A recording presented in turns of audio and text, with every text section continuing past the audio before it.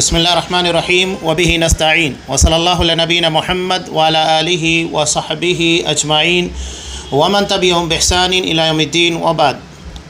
قال اللہ تبارک و تعالی ادعوا ربکم تضرعا وخفیہ انہ لا يحب المعتدین ولا تفسدوا في الارض بعد اصلاحها وادعوه خوفا وطمعا ان رحمت اللہ قریب من المحسنین. تمام قسموں کی تعریفات اللہ رب العالمین وحدہ لا شریک کے لیے لائق و زیبا ہیں، جو ساری کائنات کا تنہا خالق و مالک ہے، اور بے شمار درود و سلام ہوں اللہ کے آخری نبی جناب کریم محمد رسول اللہ صلی اللہ علیہ وسلم کی ذات مقدسہ پر. محترم سامعین، اس سے قبل دعا کے تعلق سے اس کی اہمیت، اس کی فضیلت، 3 دروس کے پر مشتمل بہت ساری باتیں جو اس کی فضیلت اور اس کی اہمیت کو بیان کرتی ہیں بیان کی گئیں.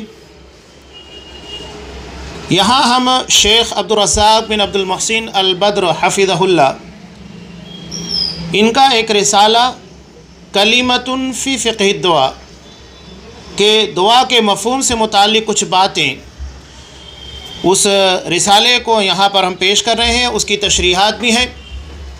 یہاں انشاءاللہ یہ اس سلسلے کا آخری درس ہوگا. انہوں نے جو ایک ذیلی عنوان قائم کیا ہے وہ ہے دعا کے ضابطے.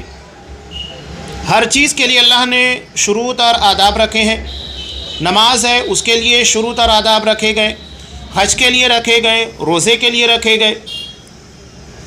اگر کوئی شخص بغیر وضو کے نماز ادا کرے تو کیا اس کی نماز ہوگی؟ نہیں ہوگی. چاہے وہ تہجد ادا کرے، فجر کی نماز ادا کرے، پوری نماز ادا کر لے، ایک بھی رکعت بلکہ ایک بھی چیز قبول نہیں کی جائے گی.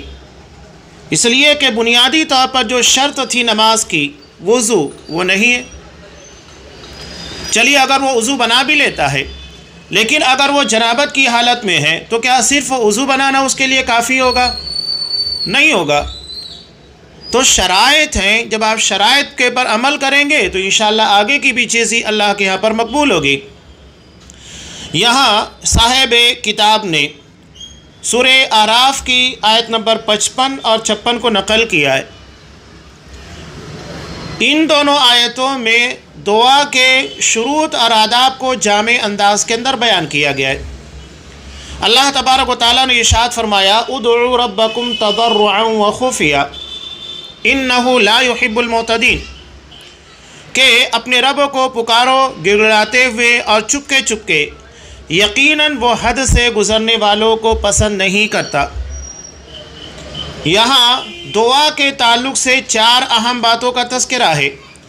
پہلی بات اللہ نے جو بیان کی ہے، پہلا اصول اور ضابطہ اور دعا کی شرط جس کو قرار دینا چاہیے، وہ ہے اپنے رب کو پکارنا.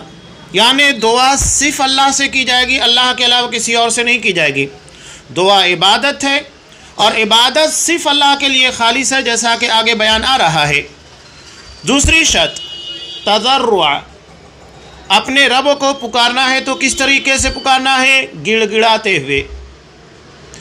انداز عاجزی کا ہونا چاہیے. لگنا چاہیے کہ جس چیز کے بارے میں آپ گڑگڑا رہے ہیں یہ اس بات کی علامت ہے کہ آپ اس کے محتاج ہیں. اگر اللہ نہیں دے گا تو ہماری زندگی اس کے بغیر نہیں چل سکتی ہے. تیسری چیز یہاں بیان کی گئی ہے وخفیہ، چپکے چپکے، چیخ پکار کر کے، چلا کر، شور ہنگامہ کر کے. یہ دعا کا طریقہ نہیں ہے، نہ دعا کا ادب ہے. اور چوتھی چیز بیان کی گئی ہے انہ لا يحب المعتدین، اللہ حد سے گزرنے والوں کو پسند نہیں کرتا. یعنی جو ضابطے بیان کر دیے گئے اسی قاعدے اور قانون کے مطابق دعا مانگنا ہے، اس کے باہر جانے کی آپ کو اجازت نہیں ہے. یہ 4 اہم چیزیں ہیں، اور ضمناً تمام چیزیں اسی کے اندر آ جاتی ہیں. اور آگے اللہ نے بیان کیا وَلَا تُفْسِدُوا فِي الْأَرْضِ بَعْدَ إِصْلَاحِهَا، زمین میں فساد برپا نہ کرو جب کہ اس کی اصلاح ہو چکی ہے. زمین کی اصلاح کس سے ہوئی ہے؟ تمہیں بتا دیا گیا کہ دعا کیسے کرنا ہے، زندگی کیسے گزارنا ہے، تمام چیزیں بیان کر دی گئی. اس کے بعد اگر تم نے رول اور ضابطے کو توڑا، اصولوں کا لحاظ نہیں کیا تو نتیجہ کیا ہوگا؟ فساد برپا ہوگا. ایک آسان سی بات ہے کہ روڈ کے پر چلنے کے لیے اصول اور ضابطے طے کر دیے گئے ہیں. اگر کوئی شخص اس ضابطے کو توڑتا ہے تو نتیجہ کیا ہوگا؟ ایک شخص کی بدنظمی کی وجہ سے جتنے بھی سواری کرنے والے ہیں تمام لوگوں کو تکالیف کا سامنا کرنا پڑتا ہے. تو اصول اور ضابطے بنا دیے گئے، راستہ چلنے کے بھی ضابطے ہیں. تو ایسے ہی دعا کے تعلق سے ہے، اللہ نے جو قاعدہ اور قانون بیان کر دیا ہے اسے توڑنے کی کوشش مت کرو، ورنہ تمہاری دعا اللہ کے یہاں رائگاں جائے گی، بے معنی ہو جائے گی. یہاں چھٹی چیز بیان کی جا رہی ہے وَادْعُوهُ خَوْفًا وَطَمَعًا. اللہ سے جب بھی دعا کرنا ہے خوف اور امید کے ساتھ. یہ طریقہ دعا کا ہے، یہ دعا کی شرط ہے، دعا کے آداب ہیں، اصول اور ضابطے ہیں. آپ اللہ کو آرڈر نہیں دے رہے ہیں بلکہ اللہ سے مانگ رہے ہیں تو انداز مانگنے والا ہونا چاہیے. دنیا میں بھی دیکھیے، اگر کوئی شخص آ کر آپ سے کچھ ہیلپ مانگتا ہے، کچھ مدد مانگنے کے لیے آتا ہے، یا اس سے آپ سے کچھ توقعات ہے، تو مانگنے کا انداز، بولنے کا انداز کیسا ہوتا ہے؟ جس میں امید بھی ہوتی ہے اور دوسرے ڈر بھی لگا ہوتا ہے کہ اگر میں اس سے کہوں اور یہ میری بات کو ٹھکرا دے تو ڈر بھی لگا ہوتا ہے، اور امید بھی ہوتی ہے کہ اگر اس سے میرا کام بن گیا تو بہت آسانی ہو جائے گی. تو دونوں چیزیں ہیں. یہ تو دنیا کے انسانوں کے متعلق ہے، وہ تو رب کائنات ہے، ساری چیزیں اس کے اختیار میں ہیں، وہ ہر چیز کو عطا کرنے والا ہے. تو اس کے سامنے ہمیں اسی انداز سے مانگنا ہے. خوف بھی ہونا چاہیے، امید بھی ہونی چاہیے. خوف کس بات کا؟ کہ کہیں ہماری کسی بدعملی کی وجہ سے یا دعا کے اصول اور ضابطوں کو فالو نہ کرنے کی وجہ سے یا کوئی اور وجہ سے اللہ ہماری دعا کو رد نہ کر دے، یہ ڈر ہونا چاہیے. اور امید ہونا چاہیے اس بات کی کہ یقیناً اللہ ہی ہماری دعا قبول کرے گا، اس کے علاوہ کون ہے جو ہماری دعا قبول کرے گا؟ ان رحمت اللہ قریب من المحسنین. ساتویں اور اہم بات بیان کی گئی ہے کہ اللہ محسنوں کے قریب ہے. اللہ کی رحمت یعنی جو لوگ احسان کرتے ہیں، اچھی طرح دعا مانگتے ہیں، دعا کے اصول اور ضابطوں کو ٹھکراتے نہیں، اس کے مطابق اور اس کے پر سختی سے عمل کرتے ہوئے دعا مانگتے ہیں. تو یہ دعا کے تعلق سے 7 اہم باتیں 2 آیتوں کے اندر جو سورہ اعراف کی آیت نمبر 55 اور 56 ہے بیان کر دیے گئے. اب یہاں صاحب کتاب لکھتے ہیں کہ سب سے پہلا ضابطہ ہے ادعوا ربکم، اپنے رب کو پکارو. یہ اس بات کی دلیل ہے کہ دعا صرف اللہ سے کی جائے گی، اللہ کے علاوہ کسی اور سے دعا نہیں کی جائے گی. نبی کریم صلی اللہ علیہ وسلم نے اپنے چچا زاد بھائی حضرت عبداللہ ابن عباس رضی اللہ تعالیٰ عنہ چھوٹی سی عمروں کے تھے، اپنے پیچھے سواری کے پر بٹھایا. ترمذی کی مشہور روایت ہے. اور یہ جو بات اس حدیث کے اندر بیان کی جا رہی ہے، ہر کسی کو چاہے اپنا چھوٹا بھائی ہو، ہماری اولاد ہو، دوست ہو، رشتہ دار ہو، جو بھی ہو، وہ عقیدہ ہمیشہ سکھاتے رہنا چاہیے، اس کی یاد دہانی ہوتے رہنا چاہیے جو آپ صلی اللہ علیہ وسلم نے اپنے چچا زاد بھائی حضرت عبداللہ بن عباس رضی اللہ تعالیٰ عنہ کو سکھایا اور ان کے توسط سے پوری امت تک اس بات کو پہنچایا. کیا اصول اور ضابطہ ہے؟ آپ صلی اللہ علیہ وسلم نے بیان کیا اذا سألت فاسأل اللہ، کہ میرے بیٹے جب بھی مانگنا صرف اللہ سے مانگنا. وَإِذَا اسْتَعَنْتَ فَاسْتَعِنْ بِاللَّهِ، اور جب بھی تجھے مدد کی ضرورت پیش آ جائے تو صرف اللہ سے مدد مانگنا، اللہ کے علاوہ کسی اور سے مدد نہ مانگنا. اور یہ بات جان لے کہ اگر تو اللہ تبارک و تعالیٰ سے امید وابستہ کرے گا، اللہ سے دعائیں مانگے گا، تجیدہ تجاہک، تو اللہ کی نصرت، اللہ کی مدد تجھے اپنے سامنے نظر آئے گی. تجھے لگے گا کہ میں نے اللہ کے پر اعتماد کیا، یقین کیا، اور اس کی مدد مجھے اپنے سامنے نظر آئی. اس کی ایک بالکل واضح دلیل حدیث کار ہے جسے امام بخاری امام مسلم دونوں نے روایت کیا. بنی اسرائیل کے 3 شخص اس غار کے اندر بارش سے پناہ لیتے ہوئے پھنس گئے تھے. ایک چٹان آ کر اس کے دہانے کو ڈھانک دیتی ہے. نتیجہ کیا ہوا؟ تینوں نے دعا مانگی اخلاص کے ساتھ. اب یہاں ضمناً یہ بات میں بتاتا چلوں کہ دعا کے اندر وسیلہ بڑا مسئلہ بنا ہوا ہے.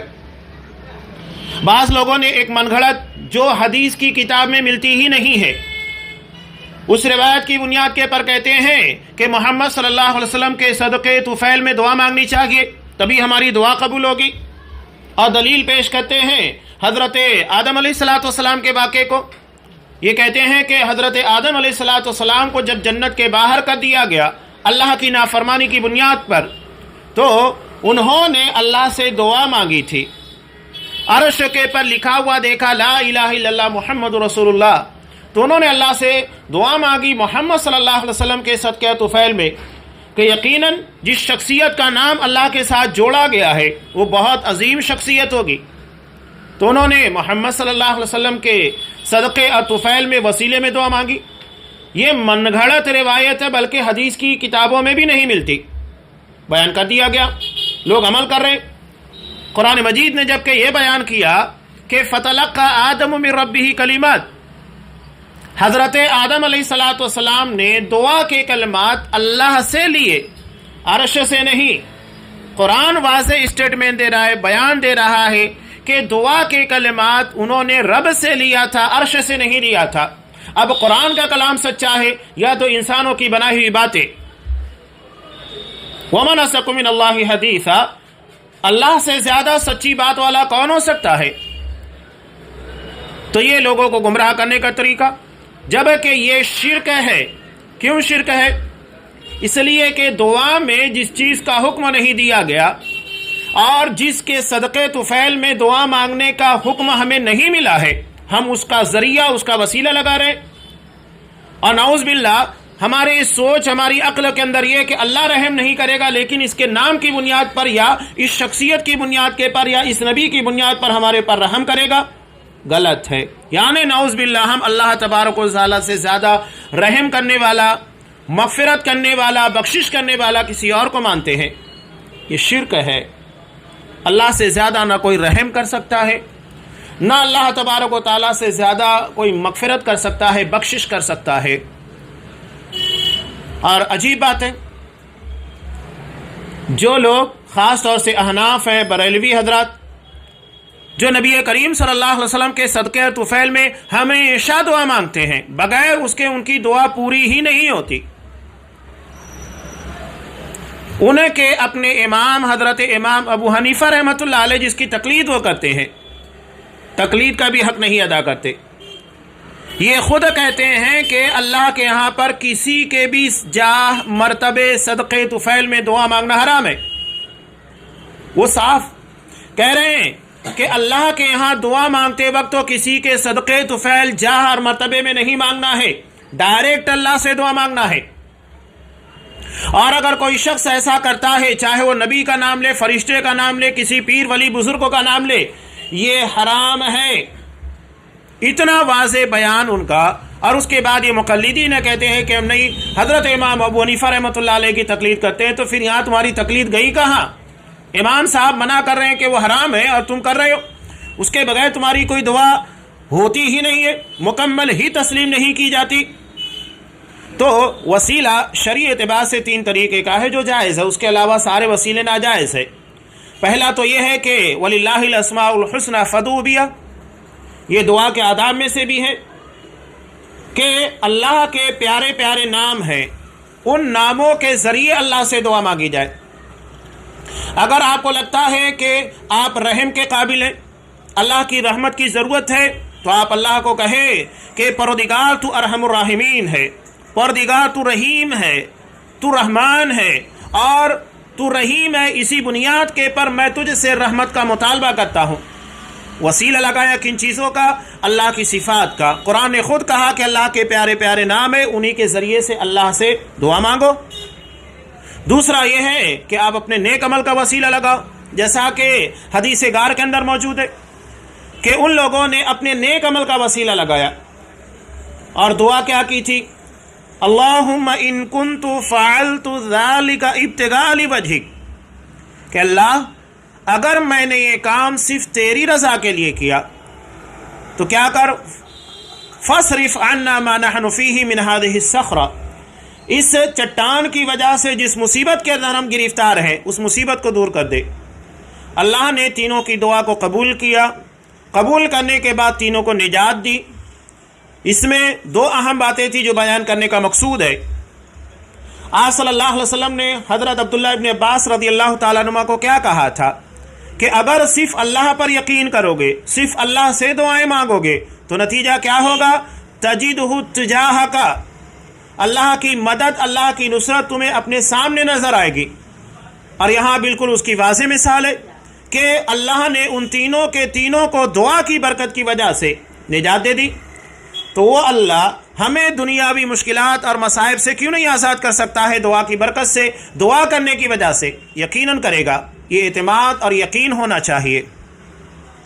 तो इसके अलावा वसीले की जो किस्में लोगों ने इख्तियार कर रखी है, ख़ास तौर से जैसा कि आप सल्लल्लाहु अलैहि वसल्लम के सदक़े तुफ़ैल में जो दुआ की जाती है वो मना है। एक और जायज़ शक्ल है वसीले की, आप किसी नेक इंसान से दुआ की दरख्वास्त कीजिए कि वो आपके लिए अल्लाह से दुआ मांगे। दुआ की दरख्वास्त नबी करीम सल्लल्लाहु अलैहि वसल्लम जब तक ज़िंदा थे सहाबा आपसे आकर दरख्वास्त करते। बुखारी की रिवायत में है कि जब बारिश नहीं नाजिल हो रही थी, दुष्काल था, तो सहाबी आए, कहा कि अल्लाह के रसूल आप दुआ कीजिए। आप सल्लल्लाहु अलैहि वसल्लम ने दुआ की और दुआ की बरकत से अल्लाह ने खूब बारिश नाजिल की।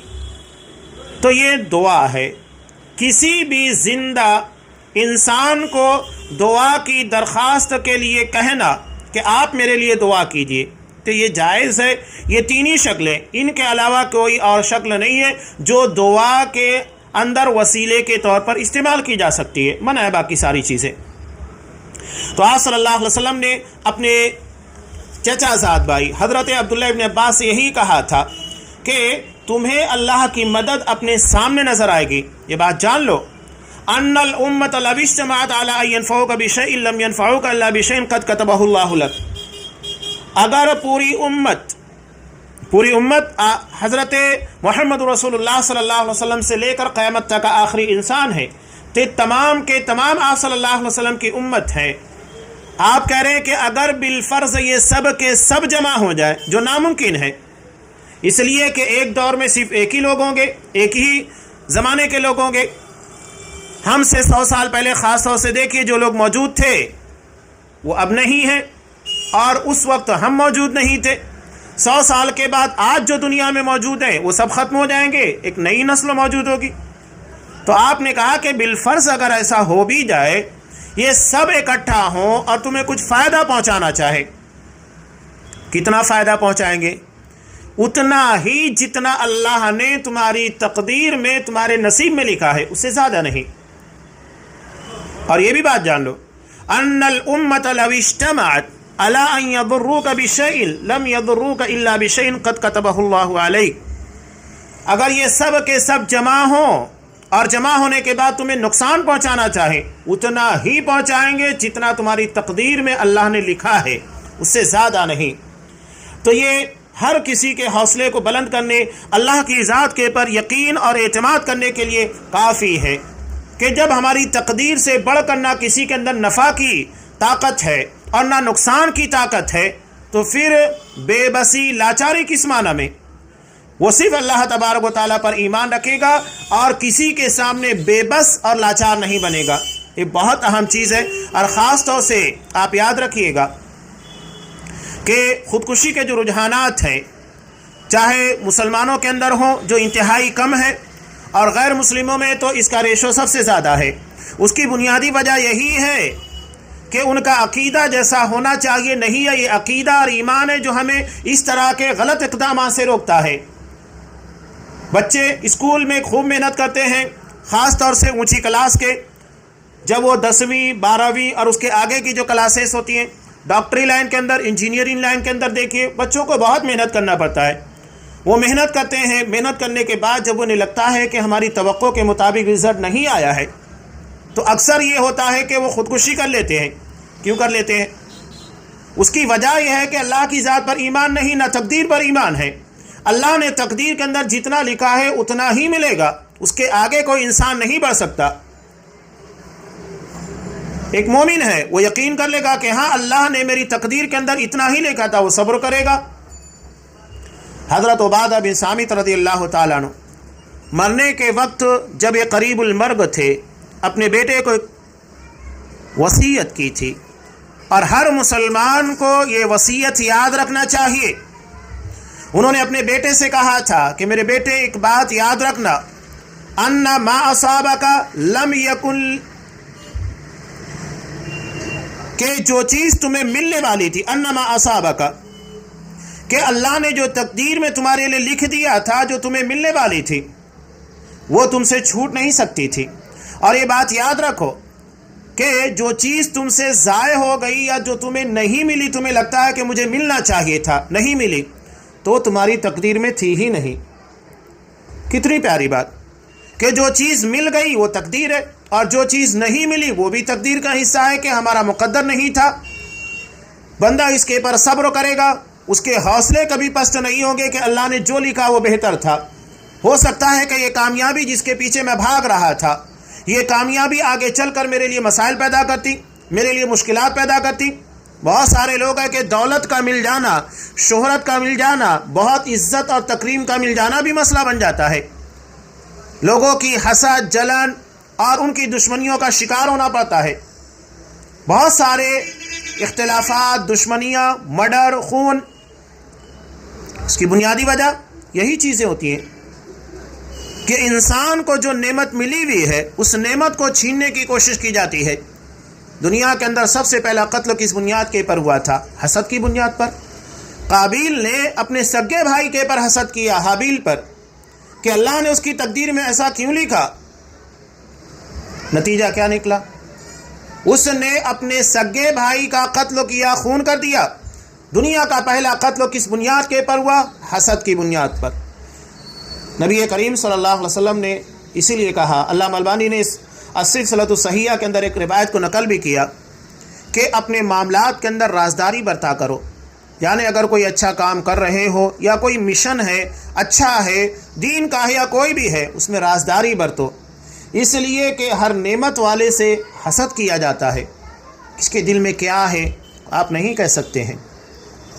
تو یہ آپ صلی اللہ علیہ وسلم کی حدیث بہت اہمیت رکھتی ہے کہ معاملات کے اندر رازداری کو برتا جائے۔ بہرحال یہاں نبی کریم صلی اللہ علیہ وسلم نے بیان فرما دیا، تمہیں اتنا ہی ملے گا جو تمہاری تقدیر ہے، اور اس سے زیادہ تم حاصل نہیں کر سکتے۔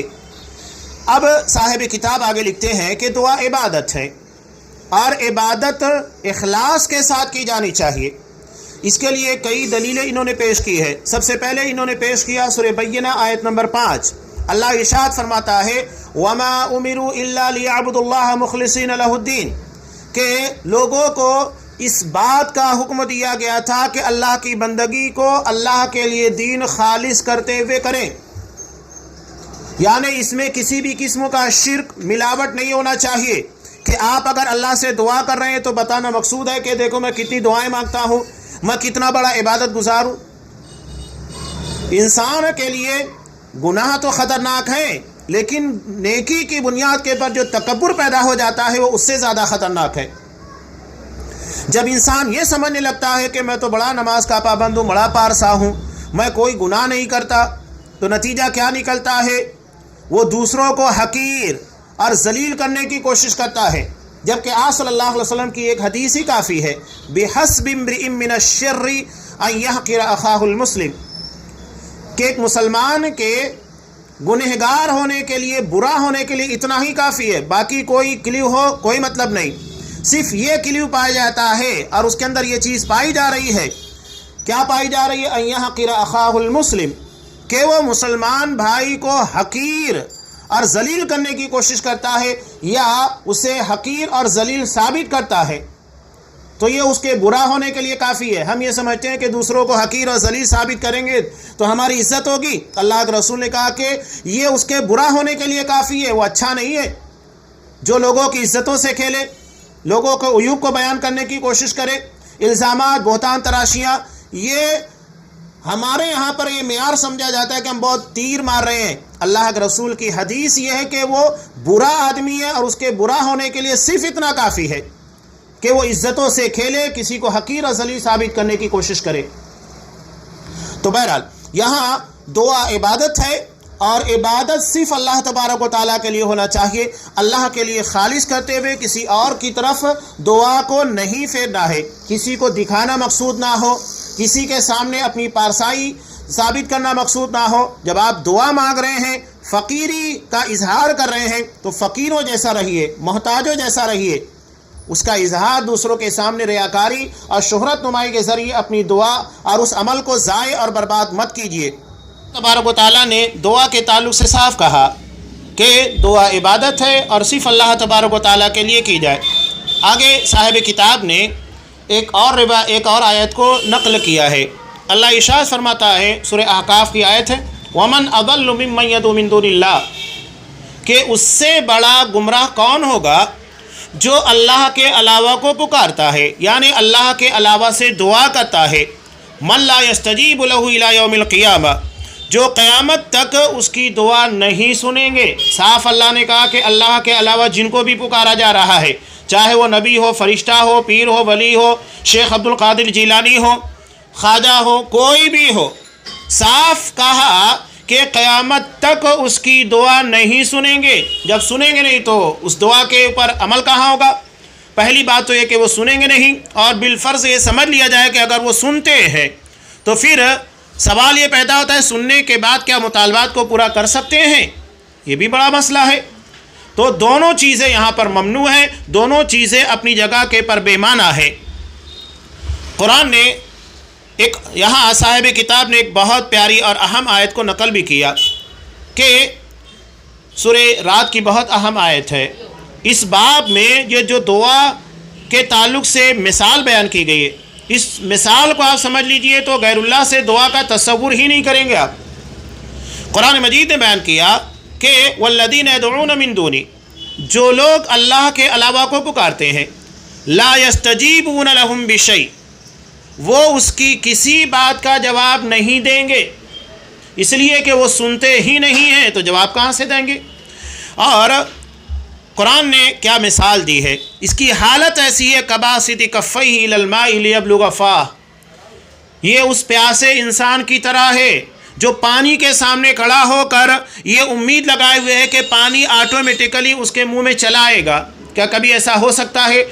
یہ تو بات آپ ندی وغیرہ دیگر علاقوں کی بات چھوڑ دیجئے، اگر ایک گلاس پانی آپ نے سامنے رکھا ہے، سامنے رکھنے کے بعد آپ یہ امید کریں کہ بغیر اٹھائے یا بغیر اس کی طرف جھکے ہوئے وہ پانی آپ کے ہونٹوں تک آ جائے اور آپ کو سیراب کر دے، نہیں ہو سکتا، ناممکن بات ہے۔ تو یہ سوچنا ہی نہیں کہ اس طرح کا کوئی معاملہ پیدا ہو سکتا ہے۔ تو غیر اللہ سے جو امیدیں وابستہ کرتے ہیں، ان کی امیدیں کبھی بھی اللہ کے یہاں پر قبول نہیں ہوگی اور نہ ان کی امیدیں بر آ سکتی ہیں۔ آگے ایک اور آیت کو نقل کیا سورہ سبا کی، اس میں ان تمام چیزوں کا رد کر دیا گیا ہے جو شرک کی بنیاد بنتی ہے۔ اللہ نے کہا قل ادعوا الذین زعمتم من دون اللہ، ان سے کہو کہ الذین، ان لوگوں کو پکارو، الذین زعمتم، جن کے بارے میں تمہارا گمان ہے اللہ کے علاوہ۔ کون ہیں یہ لوگ؟ لا یملکون مثقال ذرہ فی السماوات ولا فی الارض، یہ لوگ آسمان اور زمین میں ایک بھی ذرے کے مالک نہیں۔ پہلا اسٹیپ قرآن مجید نے بیان کیا، ایک بھی ذرے کے مالک نہیں ہیں۔ اس کی ایک مثال آپ اکثر سنا کرتے ہیں کہ یہ موبائل ہے، یہ میرا ہے، میں اس کا مالک ہوں۔ اگر یہ موبائل آپ کسی اور سے مانگے تو کیا وہ موبائل آپ کو ملے گا؟ نہیں مل سکتا ہے، کبھی نہیں ملنے والا ہے۔ تو یہی معاملہ قرآن مجید بیان کر رہا ہے کہ تم جو مانگ رہے ہو تم غیر مالک سے مانگ رہے ہو جو مالک ہے ہی نہیں، تو کہاں سے تمہاری دعا کو قبول کیا جائے گا یا تمہاری فرمائش قبول ہونے والی ہے؟ وہ قیامت تک آپ پکارتے رہے ہوگا نہیں۔ ہاں، دوسرا اسٹیپ قرآن نے بیان کیا وما لہم فیہما من شرک، آسمان و زمین میں یہ لوگ پارٹنر بھی نہیں ہے۔ تیسری چیز وما لہ منہم من ظہیر، اور آسمان و زمین میں کسی طرح کے مددگار بھی نہیں ہے۔ تینوں طریقوں سے شرک کا رد قرآن مجید نے کیا ہے، تینوں طریقوں سے۔ اب یہاں پر دیکھیے گا کہ انسان دنیا میں معاملات کے پر غور کریں جو قرآن مجید نے بیان کیا ہے کہ اگر آپ ایک بہت بڑی فیکٹری بناتے ہیں तो उस फैक्ट्री के आप अकेले मालिक हैं। ये पहला स्टेप होता है। कुरान ने कहा कि इस पूरी कायनात को, इसके पर गौर कीजिए। अल्लाह ने कहा कि जिस तरह फैक्ट्री की मिसाल है उस तरह पूरी कायनात को सामने रखिए कि इस पूरी कायनात में एक ज़र्रे के बराबर भी कोई भी मालिक नहीं सिवाय अल्लाह के। हाँ, ये होता है कि चलो एक कारखाना बहुत बड़ा है, फैक्ट्री है, आप अकेले उसके मालिक नहीं हैं, तो क्या करते हैं, एक पार्टनर या दो तीन जो भी पार्टनर आपको मिल जाए उनको शरीक बनाते हैं। अल्लाह ने कहा वमा लहुम फीहिमा मिन शिर्क, आसमान और ज़मीन में अल्लाह का कोई साझीदार, कोई पार्टनर भी नहीं है। तीसरा ये होता है कि चलो ठीक है कि अगर आप अकेले कारखाने के, फैक्ट्री के मालिक हैं और उसमें कोई शरीक भी नहीं है, कोई पार्टनर भी नहीं है, तो बहरहाल उस कारखाने और उस फैक्ट्री को चलाने के लिए आपको मज़दूरों की, वर्करों की ज़रूरत पेश आती है। उसके बगैर आप उस कारखाने को नहीं चला सकते, ना उस फैक्ट्री के मामलात को संभाल सकते हैं। तो अल्लाह ने कहा वमा लहुम फीहिमा मिन शिर्क वमा लहु मिनहुम मिन दहीर। इस आसमान और ज़मीन के इतने अजीम शान निज़ाम के अंदर अल्लाह का कोई मददगार भी नहीं है।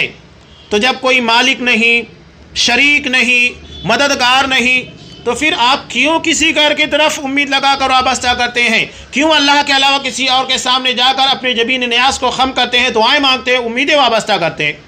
इस आयत से मुकम्मल तौर के पर शिर्क का रद्द होता है।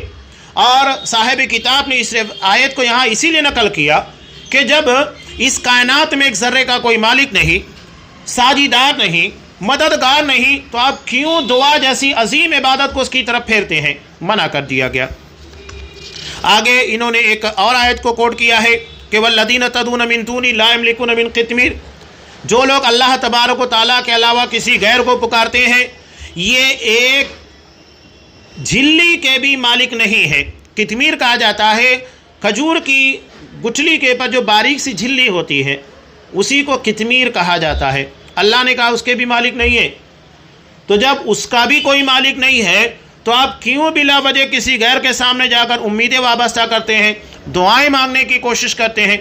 नहीं होना चाहिए। तो ये पहला उसूल और ज़ाब्ता था जो साहिब किताब ने यहाँ पर लाकर नकल किया कि दुआ सिर्फ़ अल्लाह तबारक व तआला से करना चाहिए। किसी गैर के बारे में सोचना ही नहीं चाहिए कि वो हमारी दुआएं सुन सकता है या हमारी दुआओं को कबूल कर सकता है। दुआ इबादत है और इबादत सिर्फ़ अल्लाह के लिए होनी चाहिए। यहाँ दूसरी अहम शर्त जो आयत के तनाजुर के अंदर बयान की गई है कि मुसलमानों को चाहिए कि हमेशा सिर्फ़ अल्लाह से दुआ करें और उसी से हर तरह की मदद मांगे, अपनी हाजात तलब करने के लिए चाहत, दीन और दुनिया और आखरत की भलाइयों को उसी रब कारसाज के दर से हासिल करे। और इसीलिए कुरान मजीद ने बयान की, ये चीज़ पीछे गुजर चुकी है। आगे साहिब किताब लिखते हैं कि उदउ रब्बकुम तदर्रुअन व खुफिया, दो अहम चीज़ें यहाँ बयान की गई। अपने रब को पुकारो गिड़गिड़ाते हुए और चुपके चुपके। यहाँ एक ज़ाब्ता बयान किया गया, इसरार। इसरार का मतलब होता है कसरत सुआल, यानी बार बार मांगिए आप। ऐसा नहीं है कि एक मरतबा आपको लगता है मांगने से नहीं मिला, दोबारा मांगो। नबी करीम सल्लल्लाहु अलैहि वसल्लम के ताल्लुक़ से आपने कहा कि आप किसी अहम दुआ को 3-3 मरतबा मांगते थे, तो आप एक दुआ कर रहे हैं उसको 3 मरतबा रिपीट कीजिए, 3 मरतबा मांगिए। बल्कि हज़रत अब्दुल्लाह इब्न मसूद रज़ी अल्लाह ताला अन्हु कहते हैं कि एक मरतबा आप सल्लल्लाहु अलैहि वसल्लम तहज्जुद की नमाज में सूरह मायदा की आखिर की आयत जहाँ आखरत का मंजरनामा पेश किया गया है, आयत हज़रत ईसा अलैहिस्सलातु वस्सलाम और उनके उम्मतियों के तनाजुर में है, लेकिन ये मामला सभी के साथ पेश आएगा। हज़रत ईसा अलैहिस्सलातु वस्सलाम को अल्लाह जब बुलाएगा और उनकी माँ हज़रत मरियम अलैहिस्सलाम को बुलाने के बाद अल्लाह सवाल करेगा कि क्या तुमने हुक्म दिया था कि मेरे अलावा तुम्हारी इबादत की जाए? वो कहेंगे, साफ कहेंगे, अल्लाह हमने सिर्फ तेरी इबादत और तेरी बंदगी का हुक्म दिया था और जब तक मैं ज़िंदा था इसी के पर कायम था। हाँ, मेरे जाने के बाद इनकी क्या हालत हुई वो मैं नहीं जानता, इसलिए कि नबी को इल्म गैब नहीं होता है। जब तक मौजूद था इल्म था। اور جب تُونے مجھے فلما توفیتنی، جب تُونے مجھے وفات دے دی، اس کے بعد مجھے کچھ پتہ نہیں ہے کہ ان لوگوں نے کیا کیا، میں اس کے بارے میں نہیں جانتا۔ حضرت عیسیٰ علیہ السلام وہاں جو بات کہیں گے، اللہ بیان فرماتا ہے جو نبی کریم صلی اللہ علیہ وسلم نے ریپیٹ کیا، بار بار دہرایا، حضرت عیسیٰ علیہ السلام کتنا پیارا جملہ کہیں گے۔ سوچئے کتنا بہترین جملہ ہے جسے قرآن مجید نے نقل کیا ہے۔ حضرت عیسیٰ علیہ السلام کہیں گے ان تعذبہم فإنہم عبادک، کہ پروردگار اگر تو ان کو عذاب دے گا تو یہ تیرے بندے ہیں۔ کس کو سزا دے رہا ہے؟ تو تیرے بندوں کو سزا دے رہا ہے۔ کتنی پیاری بات کہہ رہے ہیں کہ اللہ اگر تو عذاب دے رہا ہے، سزا دے رہا ہے تو یہ تیرے بندے ہیں۔ وَإِن تَغْفِرْ لَهُمْ، اور اگر تو ان کو بخش دے، معاف کر دے، تو ہر چیز کے پر قدرت رکھنے والا ہے۔ کتنی پیارے انداز میں کہہ رہے ہیں۔ اس کا مطلب یہ ہے کہ نبی کا دل کتنا نرم ہوتا ہے، وہ اپنی امت کے تئیں کتنا فکر مند ہوتا ہے کہ اللہ کے ہاں کتنے پیارے انداز میں کہہ رہے ہیں کہ ان تعذبہم فإنہم عبادک وَإِن تَغْفِرْ لَهُمْ فَإِنَّكَ أَنْتَ الْعَزِيزُ الْحَكِيمُ، کہ پروردگار اگر تو انہیں سزا دے گا، عذاب دے گا، تیرے بندے ہیں، اور اگر تو ان کی مغفرت کر دے، ان کو معاف کر دے، تو یقیناً غالب ہے، حکمت والا ہے۔ درخواست کے اندر یہ بھی بتایا گیا کہ اگر تو معاف کرے گا تو غالب ہے، کوئی کہہ نہیں سکتا کہ اللہ تو نے ان کو کیوں معاف کیا۔ اور یہ بھی کہہ رہے ہیں کہ حکیم ہے، یعنی اگر تیری حکمت کا تقاضا ہوگا تبھی انہیں معاف کرے گا، اور اگر تیری حکمت اس بات کی متقاضی ہوگی کہ یہ جہنم کے مستحق ہے، عذاب کے مستحق ہے، تو ان کو تو سزا دے گا۔ بہت جامع انداز میں انہوں نے بات کہی۔ نبی کریم صلی اللہ علیہ وسلم اسی آیت کے ٹکڑے کو پوری رات دہراتے رہے۔ صرف اتنی ہی بات تھی، ان تعذبہم فإنہم عبادک وإن تغفر لہم فإنک انت العزیز الحکیم۔ پوری رات یہی بات آپ دہراتے رہے کہ پروردگار اگر تو ان کو سزا دے گا، ان کو عذاب دے گا، تیرے بندے ہیں، اور اگر تو ان کی مغفرت کر دے، ان کے گناہوں کو بخش دے، ان کو معاف کر دے، یقیناً تو غالب ہے، حکمت والا ہے۔ تو اصرار ہونا چاہیے، گڑ گڑانا پایا جانا چاہیے، کثرت سوال ہونا چاہیے، بار بار مانگو اللہ تبارک و تعالیٰ سے۔ نبی کریم صلی اللہ علیہ وسلم کے تعلق سے ابو داؤد کی روایت ہے، حضرت عبداللہ بن عمر رضی اللہ تعالیٰ عنہ فرماتے ہیں کہ آپ صلی اللہ علیہ وسلم ایک ہی مجلس میں 70 مرتبہ اور دوسری روایات میں 100 مرتبہ اللہ سے استغفار کرتے، رب اغفر لی وتب علی انک انت التواب الرحیم، میرے پروردگار میرے گناہوں کو بخش دے، میری توبہ کو قبول فرما، یقیناً تو توبہ کو قبول کرنے والا، بہت رحم کرنے والا ہے۔ یہ دعا آپ صلی اللہ علیہ وسلم ایک ایک مجلس میں 70 مرتبہ 100 مرتبہ پڑھا کرتے تھے۔ یہ آپ صلی اللہ علیہ وسلم کا طریقہ عمل ہے۔ اور صبح کے اور شام کے اذکار میں بھی جو آپ صلی اللہ علیہ وسلم نے بتایا ہے، استغفر اللہ واتوب الیہ، 100 مرتبہ آپ صلی اللہ علیہ وسلم پڑھا کرتے تھے۔ صبح اور شام کے اذکار میں چیز پائی جاتی ہے۔ تو یہ آپ صلی اللہ علیہ وسلم کا طریقہ ہے، اصرار ہونا چاہیے۔ قرآن کہہ رہا ہے ادعوا ربکم تضرعا، گڑ گڑاتے ہوئے اصرار کرو، اللہ کے سامنے بار بار مانگو، اس لیے کہ وہی دے گا، اس کے علاوہ کوئی نہیں دے گا۔ اللہم لا مانع لما اعطیت، اللہ جو تو عطا کرے اس کوئی نہیں روک سکتا ہے۔ اب جب تو ہی عطا کرنے والا ہے تو پھر کس کے در پر جائیں؟ تو دعا میں تضرع ہونا چاہیے، اصرار ہونا چاہیے۔ نبی کریم صلی اللہ علیہ وسلم نے ارشاد فرمایا کہ جب تک جلدی نہ کرو تمہاری دعائیں قبول ہوتی ہے۔ انسان کو گھائی نہیں مچانا چاہیے، جلد بازی تعجیل نہیں کرنا چاہیے۔ جب تک تم میں سے کوئی جلدی کرتے ہوئے یہ نہ کہے کہ میں نے دعا کی لیکن وہ قبول نہیں ہوئی۔ یہ بخاری اور مسلم دونوں کی روایت ہے، اور یہ کہتے ہیں لوگ عام طور سے، آپ صلی اللہ علیہ وسلم نے جو بات نقل کی ہے ایسا ہوتا ہے، تبھی تو آپ نے کہا کہ لوگ اس طرح کرتے ہیں، سوچتے بھی ہیں میں کب سے دعائیں مانگ رہا ہوں، کتنی دعا کر چکا ہوں لیکن قبول ہی نہیں ہو رہی ہے۔ تو یہ نہیں کہنا چاہیے، یہ سوچ نہیں ہونا چاہیے۔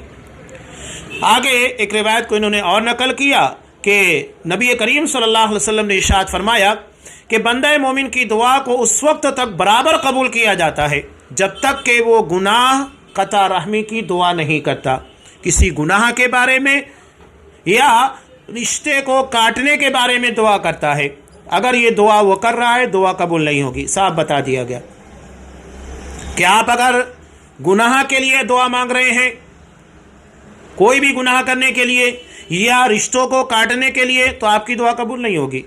साफ कह दिया गया ये दुआ अल्लाह के कबूल नहीं होती है। और जल्दी मचाने से बचता रहता है, घाई नहीं करता। आपसे पूछा गया जल्दी मचाने का मतलब क्या है, तो आपने फरमाया बंदा कहता है कि मैंने दुआ पर दुआ की लेकिन उसकी कबूलियत के कोई आसार नहीं दिखाई पड़ रहे हैं, बस वो इसी वजह से थका थका दुआ करना छोड़ देता है। ये मुस्लिम की रिवायत है और ये होता है अक्सर। आप सल्लल्लाहु अलैहि वसल्लम ने कितनी कसरत से दुआएं मांगी, पूरी पूरी रात एक दुआ मांग रहे हैं, एक एक मजलिस में 70 मरतबा 100 मरतबा दुआ कर रहे हैं। तो आपने कभी ये नहीं कहा कि मेरी दुआ कबूल नहीं हुई, जबकि हम इतना एहतमाम करते भी नहीं है जितना एहतमाम आप सल्लल्लाहु अलैहि वसल्लम ने किया। तो दुआ के बारे में ताजील ये दुआ के कबूल होने की दुआ की कबूलियत में बड़ी रुकावट बनती है, जिससे बाज रहना चाहिए। दुआ का एक और अहम ज़ाब्ता है खुफिया, चुपके चुपके।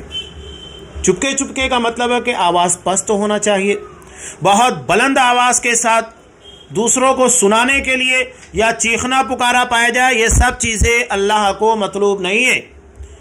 ये भी अहम ज़ाब्ता है दुआ का कि आप चुपके चुपके दुआ मांगिएगा। कुरान ने कहा कि सरगोशी के अंदाज में। यहाँ साहिब किताब ने एक रिवायत को नकल किया कि रसूलुल्लाह सल्लल्लाहु अलैहि वसल्लम ने सफ़र के दौरान असहाब किराम को देखा कि ये बुलंद आवाज़ से दुआएं मांग रहे थे। तो आपने कहा कि लोगों अपने ऊपर नरमी करो, तुम किसी बहरे या गायब को नहीं पुकार रहे हो, तुम तो उसे पुकार रहे हो जो सुनने वाला करीब है और तुम्हारे साथ है। साथ का मतलब ये है कि उसकी मदद उसकी नुसरत तुम्हारे साथ है। वरना अल्लाह तबारक व तआला बिज़्ज़ात अपनी ज़ात के साथ अर्श के पर मुस्तवी है, वो अपने इल्म और अपनी हिकमत तमाम चीज़ों के साथ वो बंदों के साथ है और उसकी ज़ात अर्श के पर मुस्तवी है। ये बुखारी और मुस्लिम दोनों की रिवायत है। यहाँ साहिब किताब ने एक असर भी नकल किया है हज़रत इमाम हसन बसरी रहमहुल्लाह का। ये फरमाते हैं कि हमने कुछ ऐसे लोगों को पाया जो रुए ज़मीन पर वो अमल करने की जो अमल वो छुप कर करने की कुदरत रखते हैं, यानी लोगों के सामने ज़ाहिर ना हो, छुपा दिया जाए, उसे हमेशा एलानिया करते हैं। ये होता भी है, सिर्फ दुआ का मामला नहीं है, बहुत सारी चीज़ें सदका व खैरात भी लोग दिखावे के लिए करते हैं, जबकि उसको छुपाने का हुक्म दिया गया है। हाँ, ज़कात है या उमूमी, उसकी भी अलग अलग शक्लें। कभी ये होता है कि हंगामी तौर के पर कहीं सैलाब आ गया, कोई आफात समावी आ गई, या कहीं आतश जनी हो गई, या कोई और इस तरीके का मामला पेश आ गया फसाद वगैरह का, तो ऐसी सूरत में हुक्म ये है कि इज्तिमाई तौर के पर सारे लोग लाकर अपना माल जमा करें। आप सल्लल्लाहु अलैहि वसल्लम ने जंग तबूक के मौके पर लोगों से फ़ंड जमा किया। एक कबीले के अफराद आ गए थे जो इंतहाई नादार थे, आपने सदका करने का हुक्म दिया, सारे लोगों के सामने सब ला कर दे रहे थे। वहाँ दूसरों के हौसलों को बढ़ाना मकसूद होता है ताकि ऐसी हंगामी हालत में ज़्यादा से ज़्यादा माल जमा किया जा सके और इनकी मदद की जाए। और जब सभी दे रहे हैं तो शुबा भी नहीं होता है। लेकिन जहाँ छुपाने की ज़रूरत है कि हाँ आप छुपा सकते हैं, आप अपने किसी करीबी रिश्तेदार को दे रहे हैं, अपने भाई को दे रहे हैं, या अपने दोस्तों की मदद कर रहे हैं, या कोई और की, जहाँ है मौका कि हाँ आप छुपा सकते हैं, वो इज्तिमाई नहीं बल्कि आपका ज़ाती मसला है या किसी की इनफरादी मदद आप कर रहे हैं, तो फिर वहाँ पर आप कोशिश कीजिए, उसको छुपाइए, उसको ज़ाहिर मत कीजिएगा। तो ये वही कह रहे हैं कि लोगों को पाया कि रुए ज़मीन पर जो अमल वो छुपकर करने की कुदरत रखते हैं उसे हमेशा एलानिया करते हैं, यानी लोगों को दिखाते हैं, रियाकारी करते हैं। हालांकि मुसलमान दुआ किया करते थे और उनकी आवाज़ अगर निकलती भी थी तो उनके और रब के दरमियान सिवाय सरगोशी के कुछ नहीं होती, यानी आवाज़ सुनाई पड़ती थी, अल्फाज समझ में नहीं आते वो क्या बोल रहा है। कभी कभी हम देखते हैं कि एक शख्स हमारे बाजू में बैठकर किसी से इंतहाई करीब होकर सरगोशी, उसके कान में कुछ बातें कह रहा है, आवाज़ हमें हल्की हल्की लगती है लेकिन समझ में नहीं आता है कि वो क्या बोल रहा है, अल्फाज समझ में नहीं आते, सही है। और वो आगे नकल करते हैं कि अल्लाह तबारक व तआला ने इसी वजह से इरशाद फरमाया उदउ रब्बकुम तदर्रुअन व खुफिया, कि अपने रब को पुकारो गिड़गिड़ाते हुए और चुपके चुपके। اس وجہ سے بھی کہ اللہ نے اپنے اس نیک بندے کا جس سے وہ راضی ہوا تذکرہ فرمایا۔ حضرت امام حسن بصری رحم اللہ کہتے ہیں کہ اللہ جس بندے سے راضی ہوا اس کا تذکرہ کرتے ہوئے اللہ نے کیا کہا؟ سورہ مریم کی آیت اذ نادى ربہ نداء خفیا، کہ جب کہ اس نے اپنے رب کو چپکے پکارا۔ یہ سورہ مریم کی آیت ہے، اور حضرت زکریہ علیہ السلام کے بارے میں ہے کہ انہوں نے اللہ سے دعا مانگی تھی چپکے۔ سورہ مریم کے ابتدا میں اللہ نے بیان کیا اور اللہ نے ان کی دعا کو قبول کیا۔ حضرت یحییٰ علیہ السلام جیسا نیک اور فرما بردار بچہ انہیں عطا کیا اور انہیں نبی بھی بنایا، تو اسی کا تذکرہ یہاں پر کیا ہے۔ یہاں صاحب کتاب نے لکھا کہ شیخ الاسلام ابن تیمیہ رحمۃ اللہ علیہ نے چپکے دعا کرنے کے 10 اہم فائدے ذکر کیے ہیں، لیکن اس کا تذکرہ انہوں نے یہاں پر نہیں کیا، صرف حوالہ دے دیا ہے مجموع الفتاویٰ کا کہ جو شخص ان 10 فوائد کو دیکھنا چاہتا ہے، اس کے بارے میں علم حاصل کرنا چاہتا ہے، تو وہ وہاں جا کر اس کا مطالعہ کر سکتا ہے۔ اور صاحب کتاب کی ایک بہت تفصیلی کتاب ہے دعا کے تعلق سے ہی، فقہ الدعا جو ہے، یہ تو بالکل مختصراً ہے، ان کا ایک خطاب تھا جسے تحریر کر کے اور اس کے ترجمے کی شکل میں یہاں پر پیش کیا گیا ہے، اور ترجمہ الحمدللہ میں نے ہی کیا اس کا۔ لیکن جو تفصیلی دعا کے تعلق سے ایک دعاؤں کے پر ان کی کتاب ہے، وہ بہت اہم اور جامع ہے، اور الحمدللہ اس کی 4 جلدیں ہیں، اور 4 جلدوں میں سے 2 یا 3 جلدوں کے پر کام ہو چکا ہے ترجمے کا۔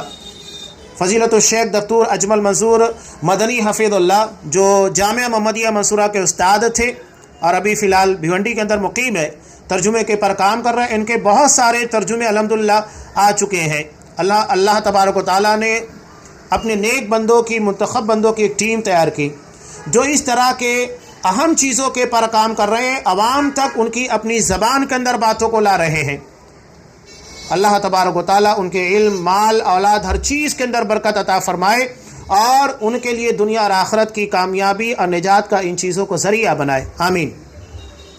آگے انہوں نے نقل کیا، اللہ تبارک و تعالیٰ نے دعا کے اندر ایک اور اہم ضابطہ بیان کیا، انہ لا یحب المعتدین، اللہ حد سے گزرنے والوں کو پسند نہیں کرتا۔ دعا کے جو قانون بتا دیے گئے، اصول ضابطے ہیں، آپ اس میں کمی بیشی نہیں کر سکتے، جو ہے اتنا ہی کرنا ہے۔ اب یہاں کیا چیزیں ہیں؟ نبی کریم صلی اللہ علیہ وسلم کی ایک حدیث کو بھی نقل کیا کہ میری امت میں ایسے لوگ ہوں گے جو طہارت اور دعا میں حد سے تجاوز کریں گے۔ یہ مسند احمد اور ابن ماجہ وغیرہ کی روایت بھی ہے۔ حد سے تجاوز، جتنا بتا دیا گیا اتنا نہیں۔ تجاوز میں ایک چیز میں نے پیچھے بیان کی تھی، کوئی یہ دعا مانگے کہ اللہ مجھ کو نبی بنا دے، تجاوز ہے؟ نہیں، آپ اس کے قابل نہیں ہیں، اور یہ چیز ہو ہی نہیں سکتی، ناممکنات میں سے۔ آپ یہ کہہ کہ اللہ آپ کو صحابی، تابعی، تبع تابعی بنا دے، نہیں ہو سکتا۔ تو جو چیز آپ کی دعا کا حصہ نہیں بن سکتی ہے، اس کو نہیں بنانا چاہیے۔ تو یہ حد سے تجاوز کرنا ہے۔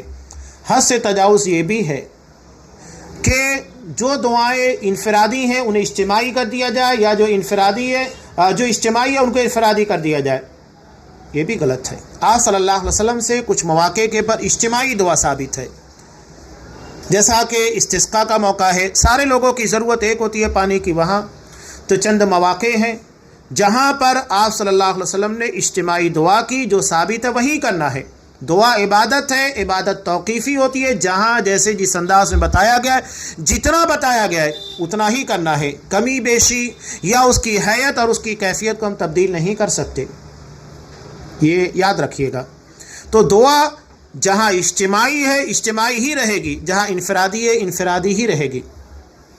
اب نماز کے بعد آپ دیکھ لیجئے، اکثر آپ دیکھیے مساجد کے اندر احناف بریلوی وہ خود مانتے بھی ہے کہ ہاں یہ اجتماعی دعا نماز کے بعد ثابت نہیں ہے، یعنی بدعت ہے، تو پھر آپ کیوں کرتے ہیں؟ اس کا نتیجہ کیا ہوتا ہے آپ کو پتہ ہے؟ اللہ کا قانون ہے، جہاں ایک بدعت جنم لیتی ہے ایک سنت اٹھا لی جاتی ہے۔ سنت کیا ہے؟ سنت یہ ہے کہ آپ سلام کے پھیرنے کے بعد جو اذکار آپ کو بتائے گئے ہیں، جامع اذکار سلام پھیرنے کے بعد، اور وہ دعائیں آپ پڑھ لیجئے، جامع ترین دعائیں جس کے بعد کسی بھی دعا کی ضرورت نہیں رہ جاتی ہے، آپ اسے چھوڑ دیتے ہیں، جو نبی کی سنت بھی ہے، जामे दुआएं भी हैं, आप छोड़ दे रहे हैं। बल्कि आप देख लीजिएगा कि अहनाफ है, बरेलवी या इस तबके के लोग या जो इज्तिमाई दुआ करते हैं, इन लोगों से आप पूछिए कि बताइए कि सलाम फेरने के बाद, फ़र्ज़ नमाज के बाद आप सल्लल्लाहु अलैहि वसल्लम से कौन कौन सी दुआएं साबित है, क्या क्या पढ़ना चाहिए, वो नहीं पढ़ेंगे, नहीं बता पाएंगे।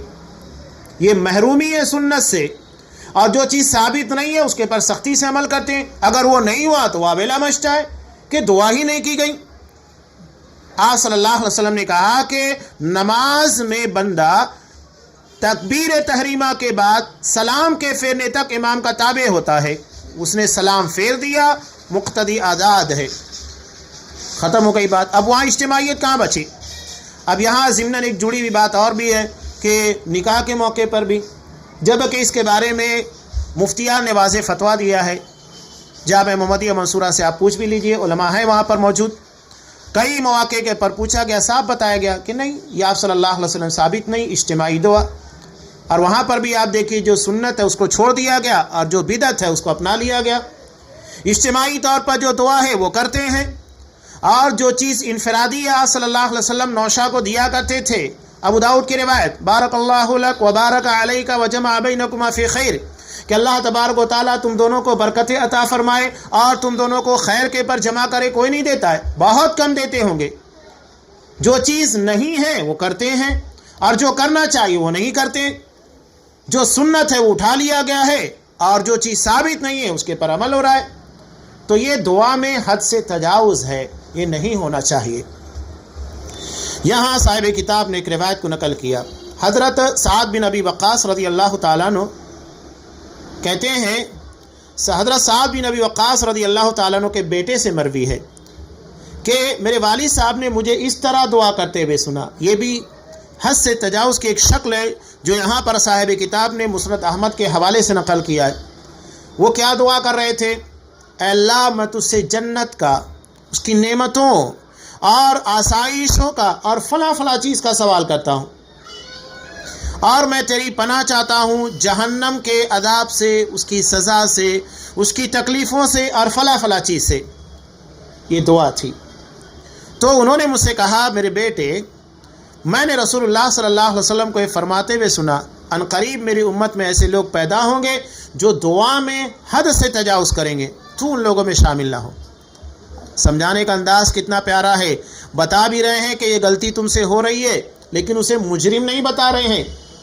कह रहे हैं कि अल्लाह के रसूल की हदीस है ऐसी, तो उसमें शामिल मत हो। ये नहीं कह रहे कि तू ये कर रहा है।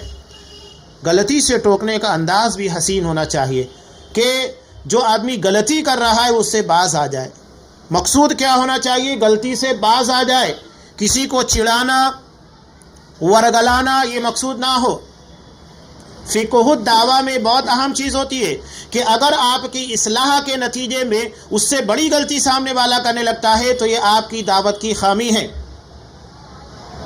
बहुत सारे लोग यही करते हैं, किसी की इस्लाह करने के बजाय उसको चिढ़ाना, उसको बदनाम करना, ताकि जो वो किया भी नहीं है वो करने लग जाए, और अगर बिलफर्ज किया है तो और दबंगई के साथ लोगों के सामने एलानिया करने लगे। क्या जब हो ही गया तो क्या ज़रूरत। तो ये इस्लाम नहीं है, और ना मुसलमानों का ये तरीक़ा है। अगर तुझे जन्नत अता कर दी गई तो उसमें जो कुछ खैर है वो सब अता कर दिया गया।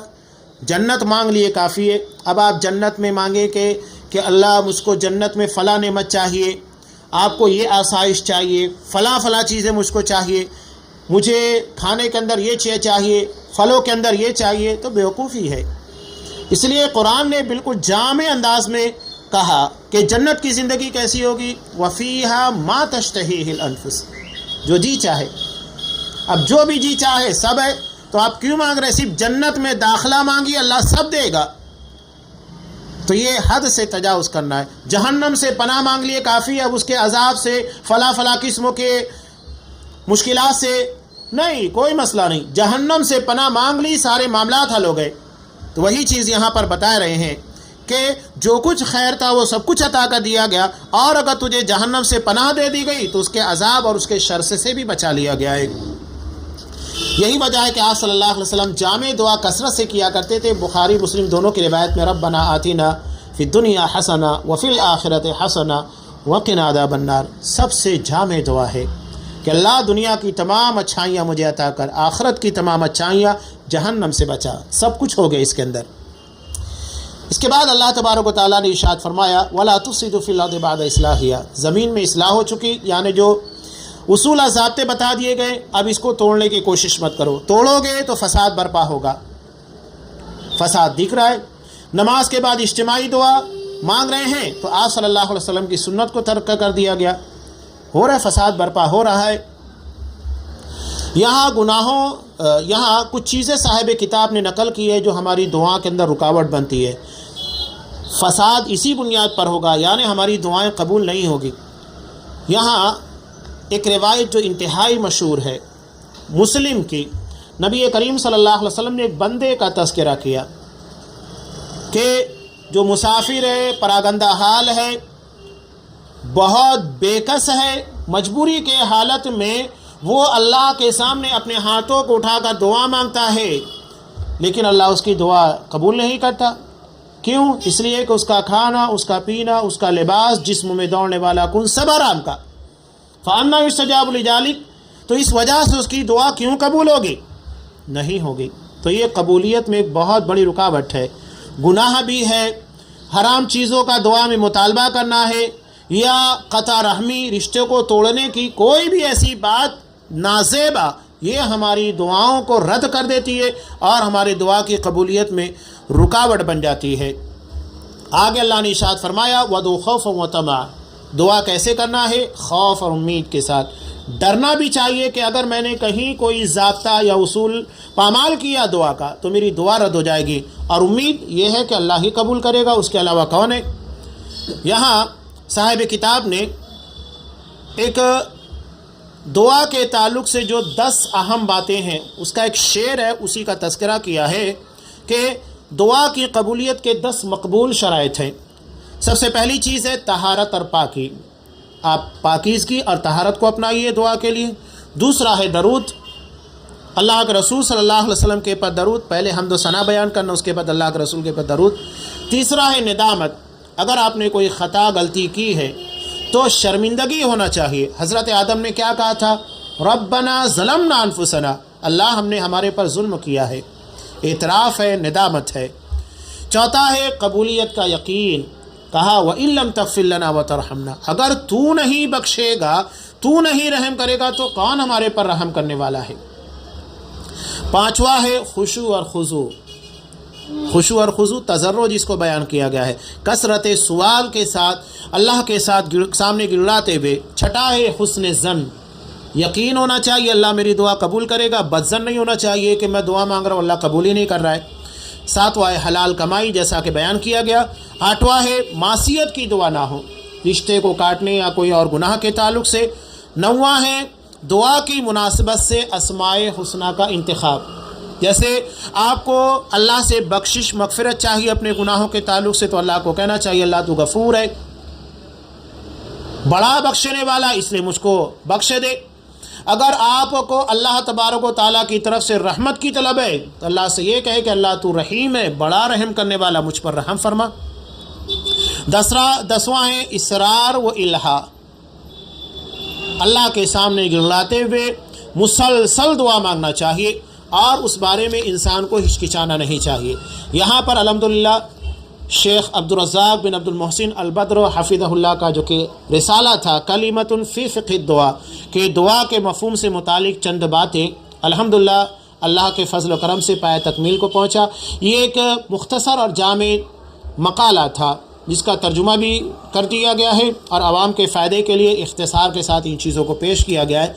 अल्लाह तबारक व तआला हमें दुआ के इन आदाब और शराइत का पास व लिहाज करके कसरत के साथ जिस तरह आप सल्लल्लाहु अलैहि वसल्लम दुआएं मांगा करते थे उस तरह दुआ की तौफ़ीक दे, और हमारी दुआ की कबूलियत में जो चीज़ें रुकावट हैं उन चीज़ों को दूर करने की तौफ़ीक दे, और हमारी दुआएं जो मांगी जा रही हैं परदिगार उन्हें कबूल फरमा, और वो दुआएं जो मोहम्मद सल्लल्लाहु अलैहि वसल्लम ने मांगी है उन तमाम दुआओं को हमको भी मांगने की तौफ़ीक दे, जो मांग सके वो भी और जो नहीं मांगा वो भी हमें अता फरमा। हमें सबसे जामे जो दुआ है कि परदिगार हमें दुनिया की तमाम भलाइयाँ अता कर और आखिरत की, اور ہمیں جہنم کے عذاب سے محفوظ رکھ. آمین. وآخر دعوانا ان الحمد للہ رب العالمین.